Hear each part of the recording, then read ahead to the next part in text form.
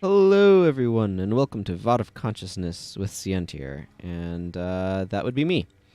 And I just spent a bunch of time putting together a build for this mission. This is the Eternal Grove, and according to my recollections, this is probably going to take long enough that there's going to be 2, maybe even 3 episodes that take place in this mission. So before I jump into it, I just want to take a moment to kind of go over what I've done with my team composition. So because I'm doing this with heroes, first of all, you need to know a little bit about the layout of this mission, I suppose. So we're going to be in an area over here where you can see kind of these green patches. And there's 2 entrances, one here and one here, to this area. I know it's very small, so let me zoom in, actually. Now that I remember, I can do that. We're going to be over here in this area. Enemies can come in here, and we need to protect these 3 locations. So heroes and stuff can be controlled in 2 ways. There's the everyone goes to this location flag. You can't see them right now. They'll show up in the thing. And then there's individual flags. So what I've done is the individual flags override the everyone go here flag. So these first 3 people I'm going to send to one location. The next 4 are going to be in the other location. And then I'm going to probably try to hang out here, but basically go where I'm needed. And the idea with these groups is that they're kind of mini squads. So if we kind of bring up all of these bars, what you see here is fairly similar monk builds, identical if slightly differently arranged mesmer bars, and then Olias and Parias are both doing kind of variations on the same minion master spirit theme. And then Milani is just going to be kind of their front line, and I'm going to be the front line for my side. So that's the basic idea of what I'm doing.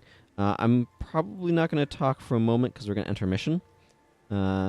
But you'll see how things go in just a second.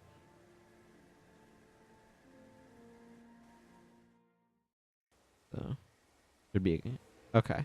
There's not actually a cutscene right now. So, what I want to do is take one group, place them about there, and then the other 3. So that's the all group flag, and then the other 3 I want to place over here. So you notice them running over. This is the all group, then these individual flags for the first 3. The game used to only allow you to have 3 heroes at a time, and they made a change to... let's move these around a little bit. They made a change to allow you to have parties of all heroes, but they did not give you the fine control. So there's a couple things that I'm going to need to do specifically as well that maybe I should have taken into account more, but there's turtles that are going to show up that are siege things, and I'm going to have to wander off and stop them. So it may have been correct of me to bring a self-heal, but oh well. I only thought about it just now. So hopefully the mission goes okay regardless of my forgetfulness.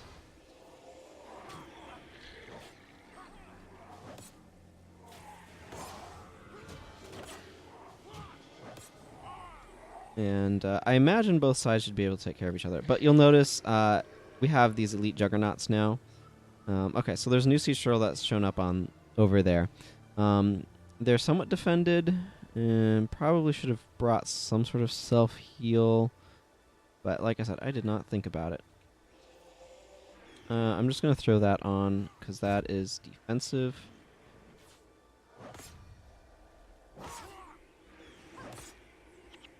Well, the good news is if my health starts getting low, I can restore it a bit with one of my skills there.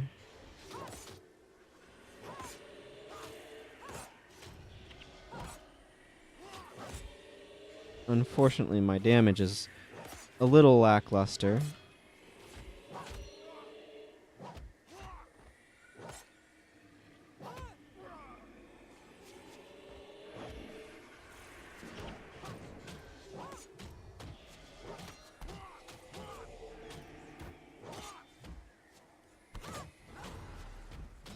Okay. So I completely forgot about these guys being here, so... Okay, and... Yeah, this is not going well. Yep, okay. So now I'm down. So that's not great. What I'm going to do is I'm going to cancel that flag, and tell them to come over here.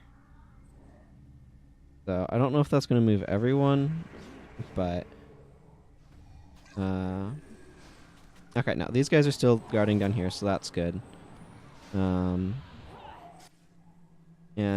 they're coming over here, so they're going to help deal with this mess.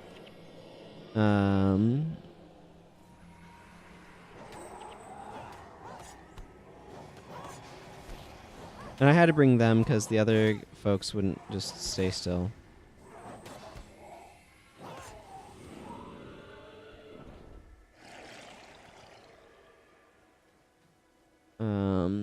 So technically what we're having to do is protect these tree singers.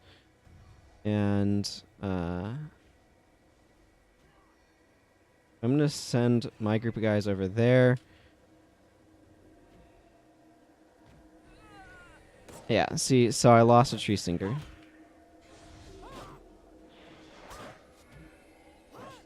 And what I should be doing is sending these juggernauts. They shouldn't just be standing still, so whatever. That mini group should be able to take out that crowd, I think. I hope?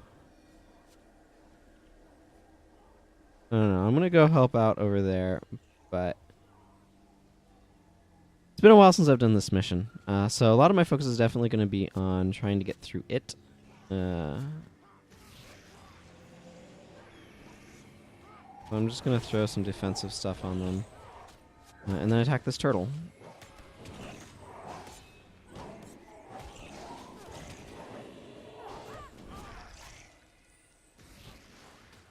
There we go. That should help speed some of this up. Largely what the problem was is I think that they were somewhat undirected.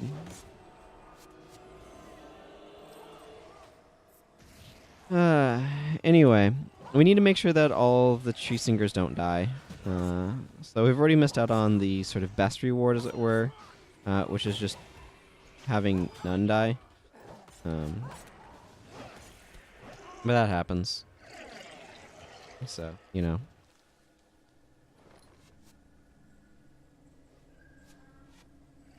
I wasn't as prepared as I thought I was.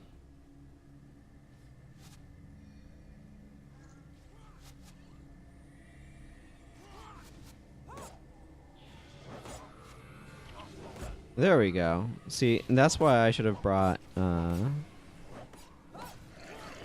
some stuff with me to kind of deal with that. I'm going to talk to these guys and tell them to just chill there.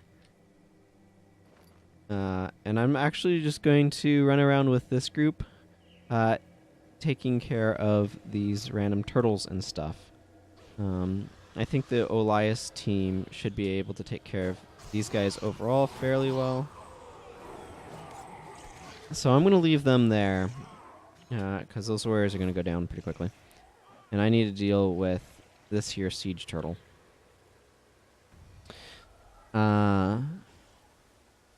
Yeah, let's go take out a siege turtle.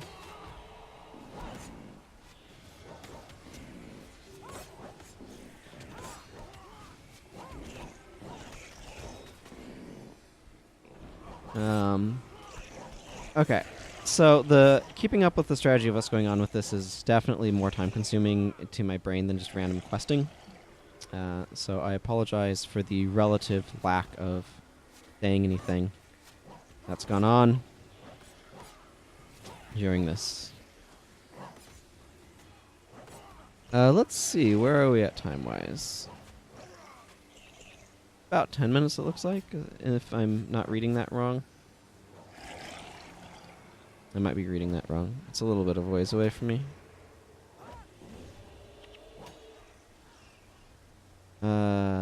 Dealing with siege turtles. It's an interesting concept, really. Gigantic turtles mounted with cannons.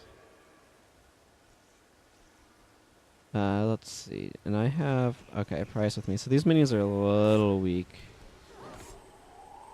Heal as 1 is a fairly strong heal as well, so that's contributing to it. And I did not think to bring any increased movement speed buffs. So there's that going on too. But you know. I'm not sure if I'd actually be faster to go through the thing or not. It looks like we have one of the juggernauts chilling out in the area. And I need to go up here and clean stuff out. Yeah, the juggernauts are falling. They only have so much durability after all. I left them here to kind of tank for us anyway. I think they might get resurrected, but I'm not sure on that. Anyway.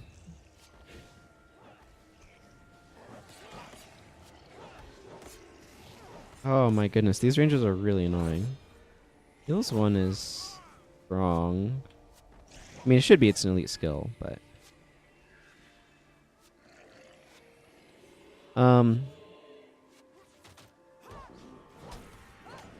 Yeah, I wish I had concentration to say more than just like, here's the mission, but I'm actively looking at the mini-map over here and trying to figure out, okay, where are problems developing, and stuff like that, so it's a bit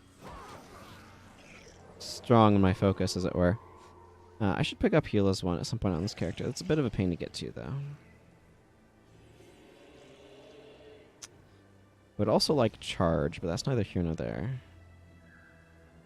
I'm using a scythe, by the way, because it hits in an area of effect, and I knew I'd want to try to be able to hit broadly with something like this.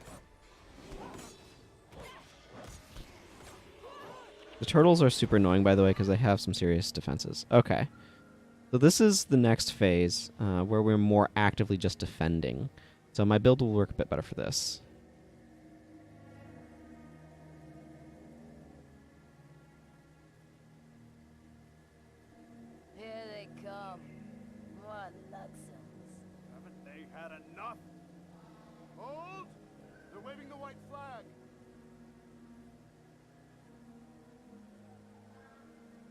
Siege Turtle Corpse ruining the cutscene. But more Afflicted are showing up. So in the story, we've kind of thought we took care of the source of the Afflicted, or people generally have. And then the Afflicted show back up. And so it kind of forces these two groups to ally to some extent. And that's kind of... There's a Luxon version of this mission as well, where the Kurziks are attacking them, and they are trying to defend.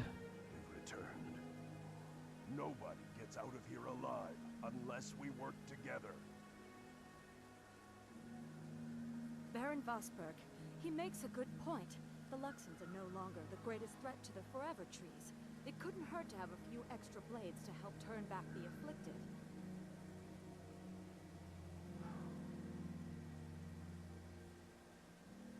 Until further notice, the Luxons are our allies.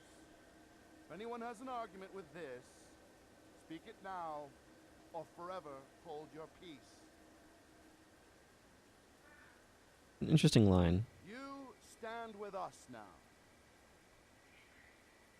If you have an objection, speak it now or forever hold your peace. Maybe this isn't going to be as long as I thought, but I don't remember how long this part is. It's certainly way too early to cut the episode, otherwise this would be a great midpoint. But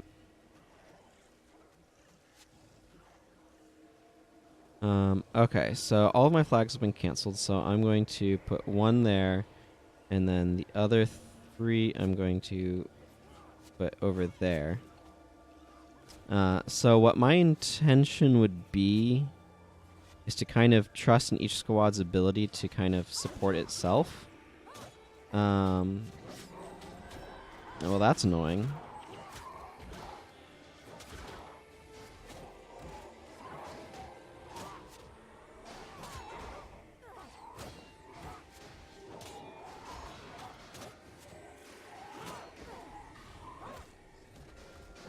So I'm using the original setup that I was wanting to have. where I'm being supported by Talcora, Gwen, and Elias, who is technically the stronger Minimancer. Oh, something about the Afflicted, too. This was an interesting design decision that they made that I might as well talk about while we're here. So the Afflicted, when they die, explode in an AoE, kind of a Death Nova effect for those of you who are familiar with the game and somehow don't know how the Afflicted work. Death Nova is a Necromancer skill that just causes area of effect damage when something dies. So this design decision is rather interesting in that one of the new professions that they introduced in this game were assassins, which have a lot of skills that let them effectively teleport. It's not... Teleporting is weird in this game. There are two types of teleporting skills. There are shadow steps, which path you to the location and kind of move you there at maximum speed. And then there are a couple of skills that are true teleports. So you don't move from that, or you don't path from that location, you're just moved. And so there's specifically a few Necromancer skills that are properly teleports. And those... Oh boy, I am getting hammered. Not surprising with the boss there. How is stuff over here? I'm going to cancel that flag, and those people are then going to run over my side, which is good because things are not going well over here.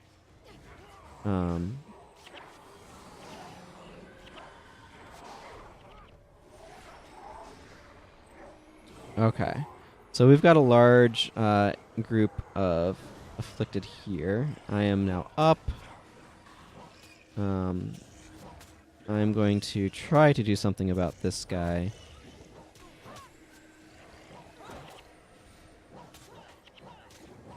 There we go. Bosses in factions deal double damage. Anyway, what I was saying, with the explosion, the Death Nova, which you just saw there. Okay, I think we've got this well enough that I'm going to send those guys back over that way.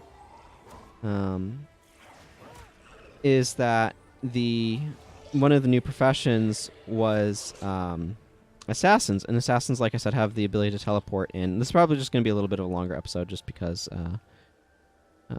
being in the middle of the mission feels like it's difficult for me to break away.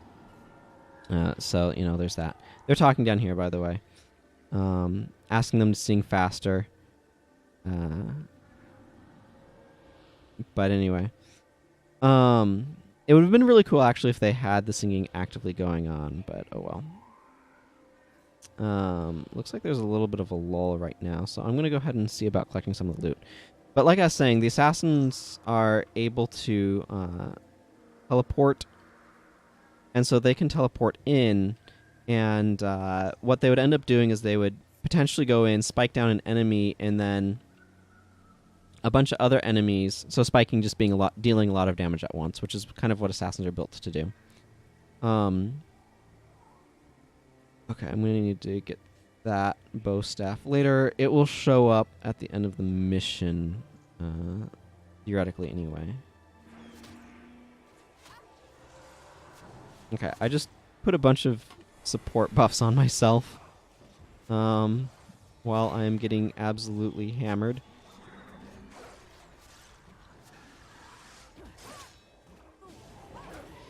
And our monk went down. Okay, so this is kind of an ugly situation. I'm going to go back towards this NPC because this NPC is a healer. I can't do a whole lot right now anyway because I don't have...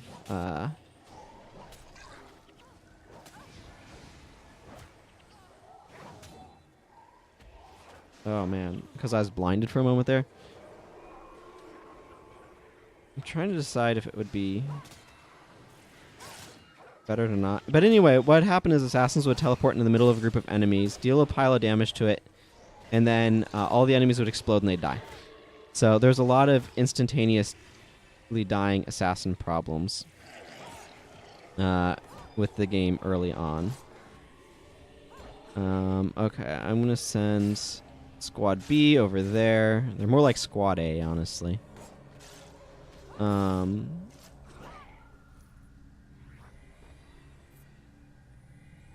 Okay, I'm going to take this moment in the slight lull to look at the giant army coming our way again and not be out of place again, because that was not good. Again, I need to keep an eye on the other side. But it's an interesting design decision to make enemies like this that explode when they die. When they made a the assassin is much squishier than what the warrior is. The warrior has a lot more defenses, and the end result of that is there was a lot of assassins exploding. Lonnie is undergoing severe pain over here. Probably because she's kind of wandering a little forward.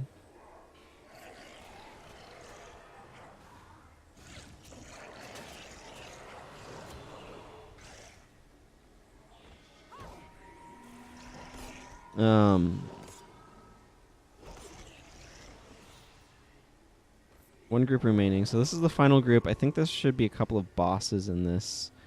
I would like to retrieve this bow staff. Although when the mission ends, as long as it's still assigned to me, I will be given it. And yeah, this is... Oh, my inventory's full. So, you know, we're going to rely on that anyway. So I forget if this comes from multiple directions or not. But yeah. Exploding enemies was just very bad for assassins, because they just, like I said, go into a group of enemies, get exploded, and just fall down dead. Because part of the problem, too, is they'd get away from their support structure really easily. People didn't know how to play assassins when the assassin profession first came out. They're basically ninjas, by the way. Just ninjas with the generic assassin term instead of the ninja term. Okay, so there's a group running off that way. Okay, so you see there's two bosses there. Jinzhou and whatever the other one is. It looks like... Whoop. Okay, the groups are partially but not entirely converging over there. I'm going to leave those guys over there for the moment, but I'm going to come over here to help out with this, because this is an absolute mess. And when stuff clears up down there, I'm going to retrieve those. So Donkoro's being overtaxed at the moment, and there's just not a whole lot we can do about that. Whoop, I did not want to jump in there. Okay. What did I just tap? Okay.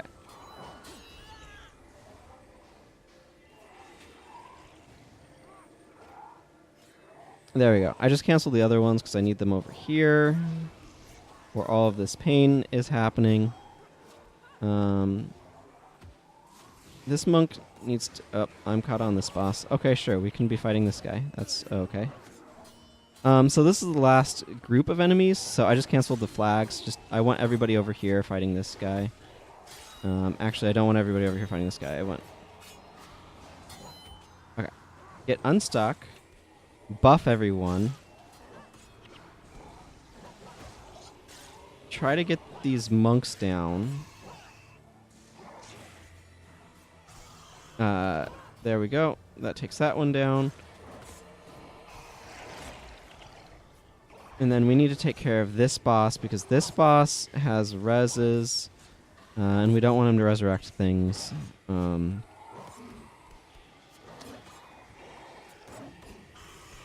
Okay.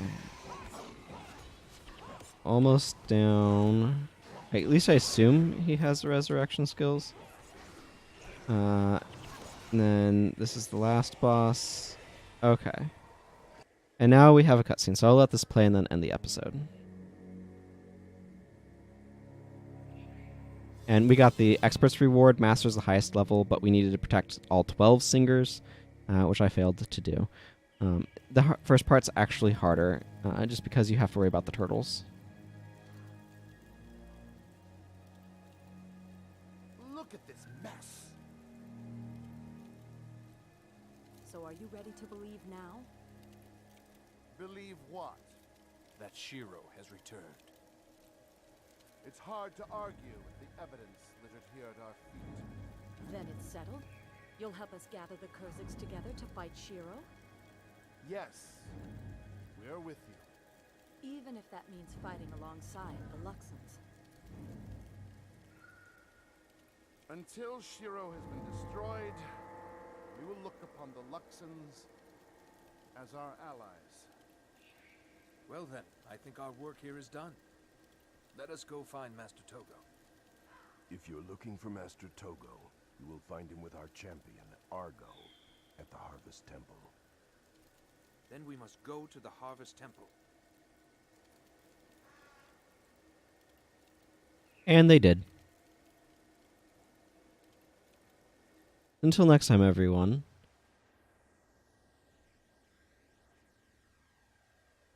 Take care, and bye-bye.